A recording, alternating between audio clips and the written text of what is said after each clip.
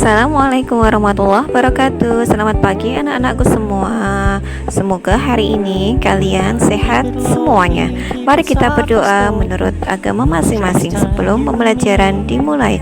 Berdoa mulai. Amin. Semoga untuk pembelajaran kali ini bisa berjalan lancar. Di sini kita akan belajar kembali tentang prakarya bab jenis wadah budidaya ikan. Ada beberapa jenis wadah budidaya ikan. Yang pertama adalah kolam, yang kedua bak, yang ketiga akuarium, yang keempat keramba, jaring apung. Keempat, wadah tersebut biasa digunakan untuk wadah budidaya ikan yang ada di sekeliling kita. Kemudian, mari kita bahas satu persatu. Di sini kolam, jenis kolam ada 3. Yang pertama adalah tradisional atau ekstensif. Sebagian besar dari kolam ini adalah terbuat dari tanah. Kemudian yang kedua, semi intensif. Bagian dinding kolam tersebut dari tembok, sedangkan dasar kolam terbuat dari tanah. Kemudian intensif, seluruh bagian kolam terbuat dari tembok. Nah, di situ ada 3 jenis kolam yang biasa digunakan untuk budidaya ikan.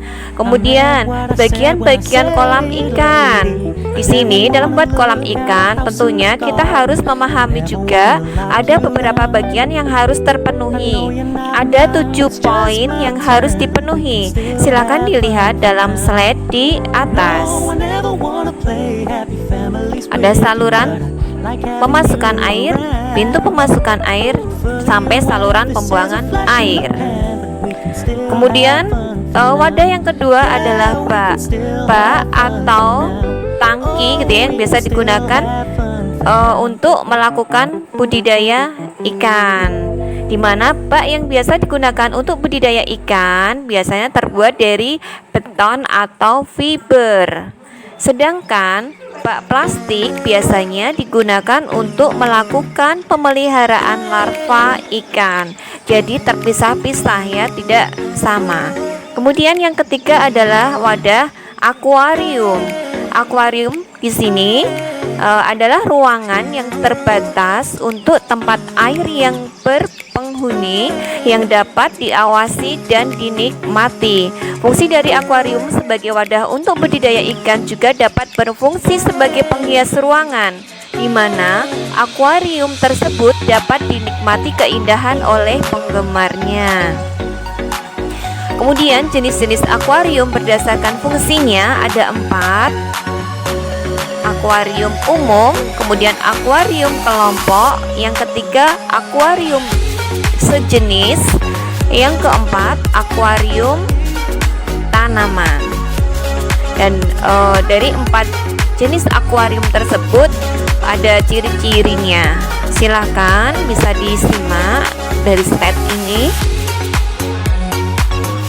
Kemudian wadah selanjutnya adalah keramba jaring apung, di mana keramba jaring apung ini digunakan untuk membesarkan ikan di dalam wadah-wadah yang diapungkan di permukaan air dan diselubungi jaring untuk menahan ikan di dalamnya. Biasanya jenis ikan yang dapat dipelihara di keramba jaring apung ini tidak terbatas dan bisa macam-macam jenis ikannya. Demikian tadi beberapa wadah yang digunakan untuk budidaya ikan.